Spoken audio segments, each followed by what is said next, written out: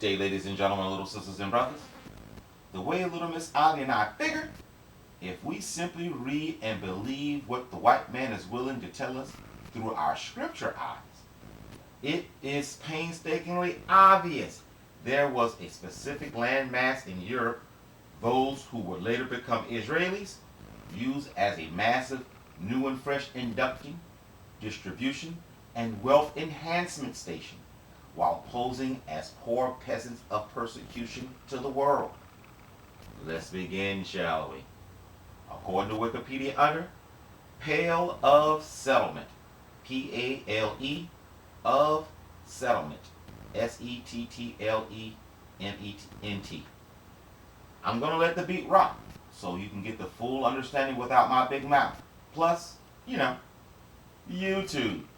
But again, if you look at what they will tell you through our patented Ivy Scribe clone replacement algorithm, and they were still millionaires and billionaire traders even in Eastern Europe, I really don't need to say a word. Oh yeah, the first part may not be sexy enough for some of you, but let's continue. Quote, the Pale of Settlement was a western region of Imperial Russia with varying borders that existed from 1791 to 1917, in which permanent residency by Jews was allowed and beyond which Jewish residency, permanent or temporary, was mostly forbidden. Off the cuff. Basically, what they was just saying there, because they get real flimsical on their wording a lot. This was an area where they had permanent residency, where, as you know, they were kicked out of everywhere else.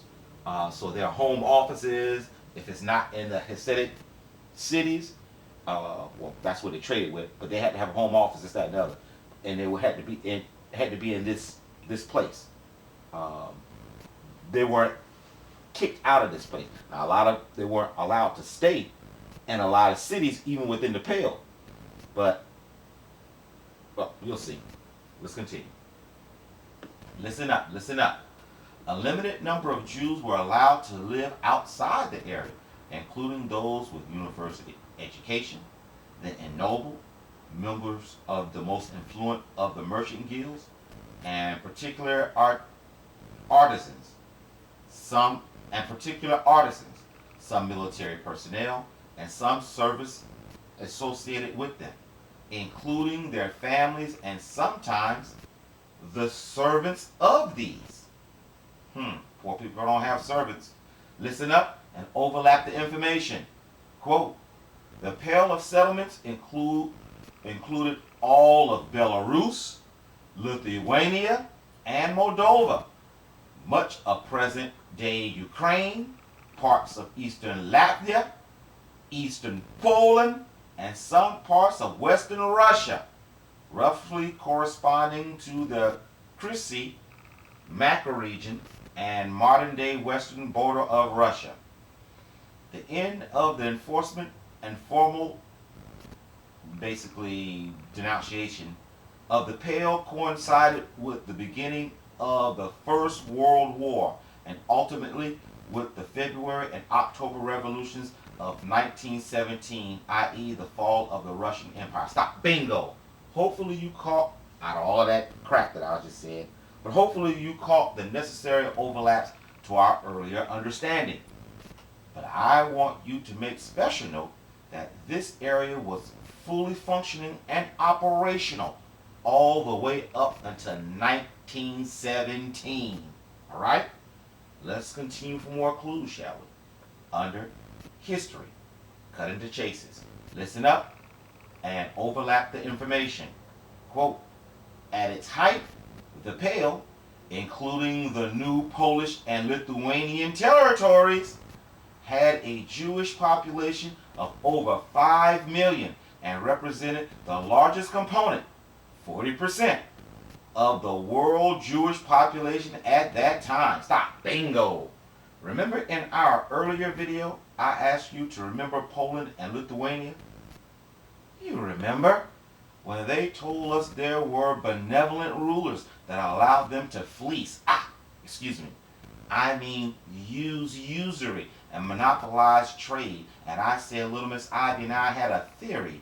This exact same area was an induction area for new and fresh Israelis. This is not our entire evidence, but it sure helps, huh? Ah.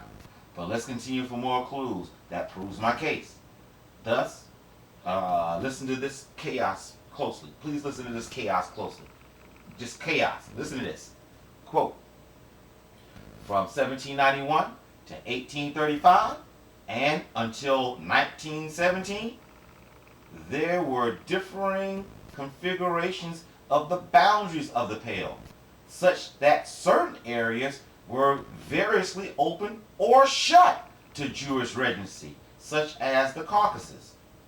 At times, Jews were forbidden to live in agricultural communities or certain cities, as in Kiev and Yalta, and were forced to move to small province towns, thus fostering the rise of the shtetls. Listen up.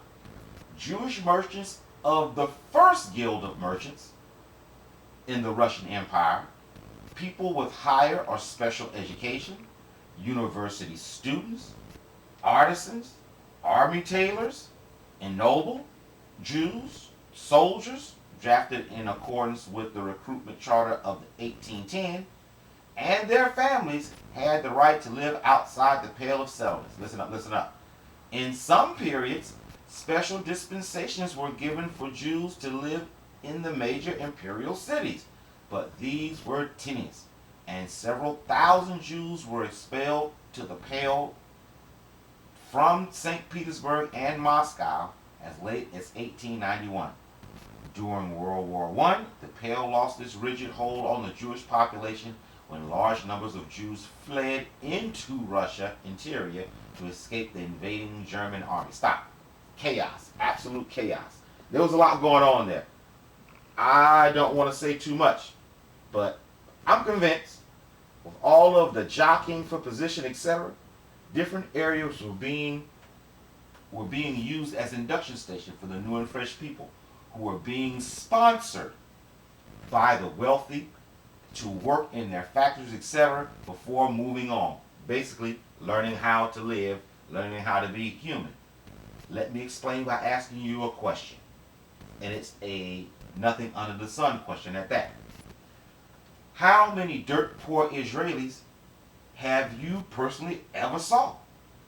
Right, Miss Ivy. Right. Never. That is why my Ivy Scribey senses started tingling, even as a child, when I saw movies like Fiddler on the Roof. You know, the If I Was a Rich Man,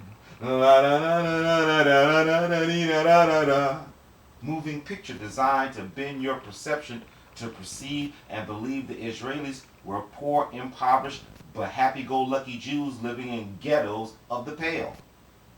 You know, the antebellum South, just Jew style.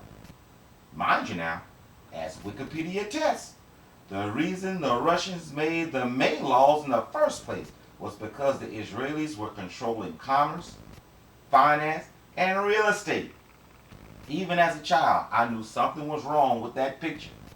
I mean, how can you have an entire town of rich Jews and they allow there to be dirt poor Jews? Come on now. We're talking about Jews now. We ain't talking about colors. We're talking about Jews. No.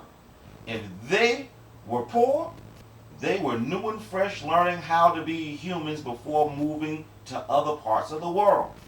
And now that I think I have slivers of understanding about the signs of the time to look for, you know, basically, any situation that could cause people to flee can be used to induct tens of thousands of new and fresh clones without even a thought. Well, understanding that, I want you to listen to this and then tell me if you've heard of this MO before in the comment section. Under Jewish life in the Pale. Listen closely as I let the beat rock so you can hear just how blatant this induction area is.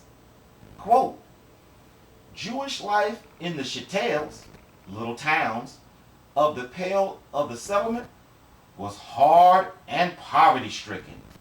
Following the Jewish religious tradition of charity, a sophisticated system of volunteer Jewish social welfare organizations developed to meet the needs of the population. Various organizations supplied clothes to poor students, provided kosher food to Jewish soldiers conscripted into the Tsar's army, dispensed free medical treatment for the poor, offered dowries and household gifts to destitute brides, and arranged for technical education for orphans. According to historian Martin Gilbert's Atlas of Jewish History, no province in the Pale had less than 14% of Jews on relief. Lithuanian and Ukrainian Jews supported as much as 22% of their poor population. Stop! Bingo! Bingo! As a mathematician, bingo! Why bingo, you ponder? Well, there is no way in the 80s you can have these elevated yet steady numbers of Israelis with free skilled education that stayed poor. No, it's obvious the numbers was this high and steady because they were running a non-stop induction program. Yes! But let's continue if you don't believe me. Quote, the concentration of Jews in the Pale, coupled with Tsar Alexander III's, personal quote, fierce hatred of the Jews, and the rumors that Jews had been involved in the assassination of his father, Tsar Alexander II, made them easy targets for pogroms and anti-Jewish riots by the majority population. These, along with the repressive May laws, often devastated whole communities. Stop! Liars! We already read the framework of the laws, and they were designed to curb financial and real estate hoarding, not designed in any way that could devastate whole communities. You can't devastate millionaires and billionaires whose money and merchandise you need to survive. But let's continue for more clues, shall we?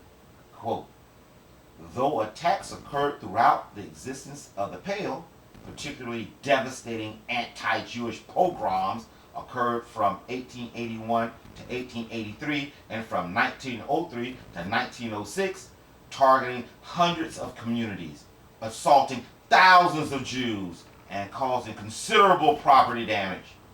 Poor don't have considerable property damage. One outgrowth of the concentration of Jews in the circumscribed area was the development of the modern yeshiva system. Until the beginning of the 19th century, each town supported its own advanced students who learned in the local synagogue with the rabbinical head of the community. Each student would eat his meal in a different home each day, a system known as eating days. After 1886, a Jewish quota was applied to education, with the percentages of Jewish students limited to no more than 10% within the Pale, 5% outside the Pale, and 3% in the capitals of Moscow, St. Petersburg, and Kiev. The quotas in the capitals, however, were increased slightly in 1908 and 1915. Listen up, listen up. Amidst the difficult conditions in which the Jewish population lived and worked, the courts of Hasidic dynasties flourished in the Pale. Thousands of followers of Rebbe's, such as the Ger Rebbe Yehuda Aaron Leib Alter, known as Somebody, the Somebody Rebbe, and flocked to their towns for the Jewish holidays and followed their Rebbe Jewish practices in their own homes. Because of the harsh conditions of day-to-day life in the Pale, some 2 million Jews immigrated from there between 1881 and 1914, mainly to the United States. Example, people. Poor people can't just immigrate to distant lands. And they were keeping the Jewish kids out of school. It wasn't because they was too dumb to learn, if you know what I mean. I really want to get jiggy, but I can't. That was an induction area. I have wrote a whole lot more, but I had to cut it down because yeah. But that was an induction area. You had millionaires and billionaires living there. No, fill it on the roof. If it was, they were the workers of Jews. They was Jews, and they were only inductees learning how to live, to be human, so they can move on to other areas. That's what it was. Where you gonna have hold nothing but Jews and some millionaires and billionaires, and then you got on lifespan poor. If that was the case, there's nothing new under the sun. Show me that shit now. Show me that shit now. I better go now. I done said too much. Thank you for looking at this one. By God's will, look for the next.